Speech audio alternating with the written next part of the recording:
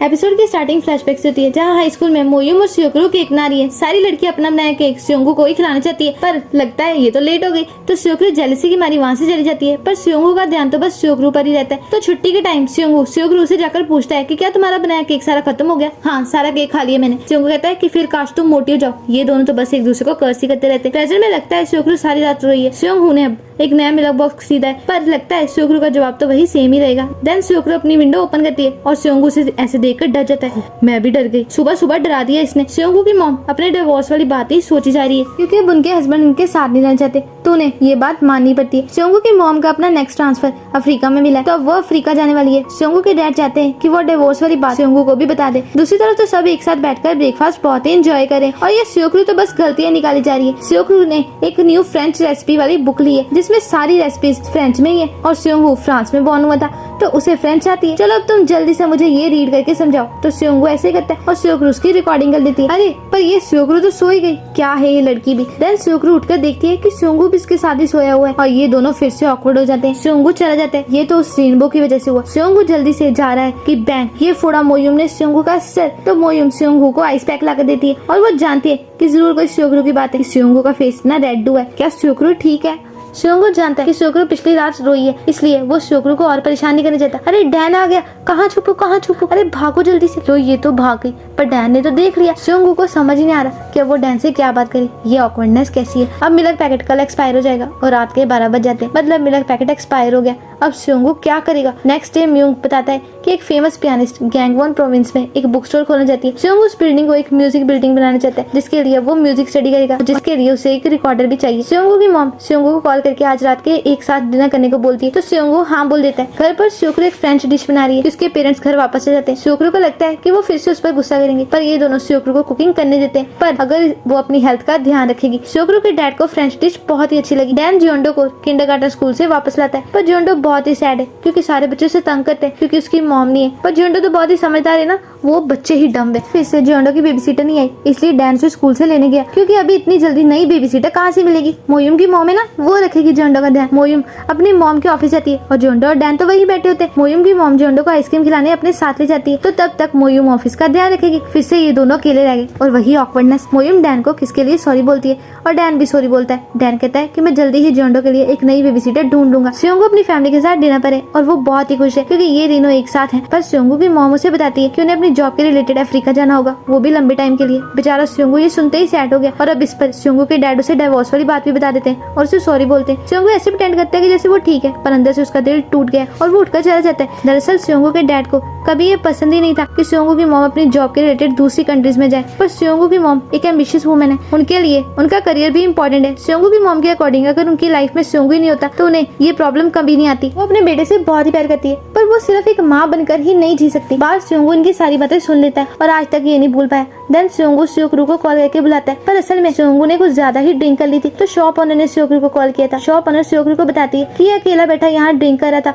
और इसकी आंखों में आंसू थे, इसलिए मैंने इसके मोबाइल का पहला नंबर मिलाया और तुम्हें कॉल किया। स्योकरू स्योंगू को अपने साथ ले जा रही थी, पर इसने तो अभी तक पैसे भी नहीं दिए। बस अब स्योकरू इसके साथ और नहीं चल सकती, ये तो थक की गई। स्योकरू स्योंगू को उठाती और स्योंगू घर वापस नहीं जाना चाहता। स्योंगू स्योकरू को बताता है कि आज बहुत टाइम बाद मैं अपनी फैमिली के साथ डिनर पर गया था और हमने अपना खाना अभी फिनिश भी नहीं किया था। स्योकरू तुम्हारे घर तुम्हारी फैमिली पिक्चर है और मेरे घर सब कुछ है, पर एक भी फैमिली पिक्चर नहीं है। मेरे पेरेंट्स डिवोर्स ले रहे हैं, वही जिसका मुझे डर था। मैं अभी उन्हें एक साथ खुश देखना चाहता हूँ। स्योकरू स्योंगू को दिलासा देती है और नेक्स्ट सीन में स्योंगू अपने ऑफिस में था। स्योंगू होश में आता है। स्योकरू वहाँ एक्सपायर मिल्क पैकेट देख लेती है और स्योंगू बात को टाल देता है। नेक्स्ट डे स्योंगू के पेरेंट्स कोर्ट में अपना डिवोर्स फाइल करने जाते हैं, जिसकी वेटिंग लिस्ट 1 मंथ की चल रही है। अरे बारिश होने लगी, बिल्कुल उनके वेडिंग डे की तरह। स्योंगू के डैड अपनी अम्ब्रेला अपनी वाइफ को देकर वहाँ से चले जाते हैं। नेक्स्ट सीन में स्योंगू की मॉम स्योकरू के घर पर होती है, क्योंकि वो उन्हें ये बताने आई है कि वो अफ्रीका जा रही है। फिर स्योकरू भी उनसे मिलने आती है। स्योकरू ने बताती है कि स्योंगू सैड है, उसे अपनी मॉम चाहिए, और ये सुनते ही स्योंगू की मॉम की आंखें नम हो जाती है। मोयुम इमरजेंसी मिशन पर एक बीच पर पहुंचती है, जहां हर जगह सिर्फ पेशेंट्स ही है। तभी उसका saviour the mud flat boy Dan आता है, जो अपना रूप चेंज करके बन जाता है mud flat man. Oh my God, दोनों अपना काम पूरे जोश में कंप्लीट करते हैं। एट लास्ट मोयुम डैन को किस करने वाली होती है कि वो नींद से जाग जाती है। ये ड्रीम तो सच में बहुत ही अजीब थी। देन मोयुम देखती है कि जोंडो उसके घर पर ही है और अभी ये तीनों स्टाइल मारते जाती है एक पब्लिक बाथ हाउस में। जोंडो कहती नहीं, पर वो अपनी मॉम को बहुत ही मिस करती है। मोयुम उसे खुश करने की कोशिश करती है और उसे समझाती है कि तुम्हारी मॉम की तरह मेरे डैड भी बहुत टाइम पहले चले गए थे, तो क्या हमें कहीं उन दोनों ने ही तो नहीं मिल पाया। रात को स्योंगू अपने कपड़े लेने अपने घर आता है तो स्योंगू की मॉम उसे बताती है कि मैं कल अफ्रीका जा रही हूँ, पर अब स्योंगू उनका वेट नहीं करेगा। ये सुनकर वो बहुत ही रोती है। देन सुबह सुबह स्योंगू की मॉम अपने बैग्स लेकर घर से निकल जाती है। स्योंगू के ऑफिस में है और स्योंगू उसे देखकर हैरान हो जाता है। स्योंगू से एक फोटो देती है, उसकी फैमिली फोटो, जिसमें ये तीनों बहुत ही खुश है। ये फोटो स्योंगू के डैड ने क्लिक करी थी। तब स्योंगू के पास भी उसकी फैमिली फोटो है। अब स्योंगू एयरपोर्ट पर अपनी मॉम को सी ऑफ करने जाना चाहता है, पर उसे फ्लाइट का टाइम ही नहीं पता। तभी उसे अपने डैड की कॉल आती है, जो पुलिस स्टेशन है, क्योंकि पुलिस को स्योंगू की मॉम का सूटकेस एयरपोर्ट पर लॉस्ट एंड फाउंड एरिया में मिला है और उनका फोन भी उनके सूटकेस में ही है। कहीं वो किसी मुसीबत में तो नहीं। स्योंगू की मॉम का सूटकेस का पासवर्ड भी उनकी वेडिंग एनिवर्सरी डेट है। बाहर आकर स्योंगू के डैड अपनी वाइफ के मोबाइल से उसके ऑफिस में वाइस मिनिस्टर को कॉल करते हैं, जो उन्हें बताते हैं कि स्योंगू की मॉम का कोई ट्रांसफर नहीं हुआ, वो तो रिटायर होने वाली थी और काफी दिनों से वो बहुत ही स्ट्रेंज बिहेव कर रही है, क्योंकि उन्हें कुछ याद ही नहीं रहता था। वो अपनी कई बातें भी भूल जाती। स्योंगू के फादर उनसे पूछते हैं कि क्या आप ऐसी कोई जगह जानते हो जहाँ मेरी वाइफ जा सकती है। बाकी लेडीज को भी स्योंगू की मॉम के ट्रांसफर का पता चल जाता है, पर वो कॉस्मेटिक्स देखकर कुछ ज्यादा ही खुश है। तभी स्योंगू और स्योगरू आकर उन्हें सारी बात बताते हैं। स्योंगू की मॉम तो वही बुद्धिस्ट टेंपल में है और बहुत ही परेशान लग रही है। दरअसल वो अपने मोबाइल की जगह टीवी रिमोट ले आई है। उन्हें विश्वास ही नहीं हो रहा कि वो चीजें भूलने लगी है और वो यहाँ कैसे पहुंची। और ऐसे ही परेशानी में वो जंगल में रास्ता ढूंढते भी गिर जाती है। स्योगरू की मॉम की फ्रेंड्स की हेल्प से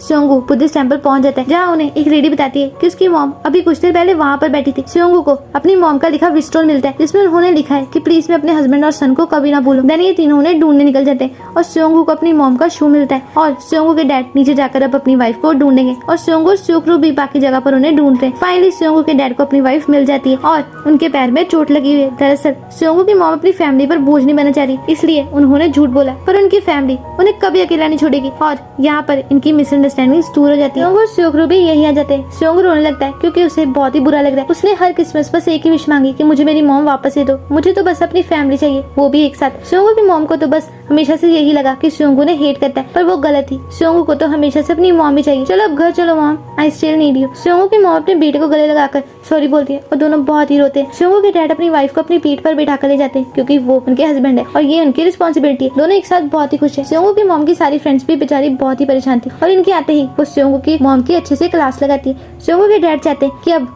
उनकी वाइफ अपने ब्रेन की MRI करवाए ताकि उनकी हालत का पता चल सके और चाहे जो मर्जी हो जाए ये दोनों एक दूसरे का साथ कभी नहीं छोड़ेंगे। स्योगरू स्योंगू को विंडो पर बुलाती है। स्योंगू से बताता है कि कल वो अपने प्रोजेक्ट के रिलेटेड गैंगवॉन प्रोविंस जा रहा है, वो भी 2 हफ्तों के लिए, और अगर तुम बोर हो रही हो तो तुम मेरे साथ चल सकती हो। पर स्योगरू उसे मना कर देती है, नो बाय।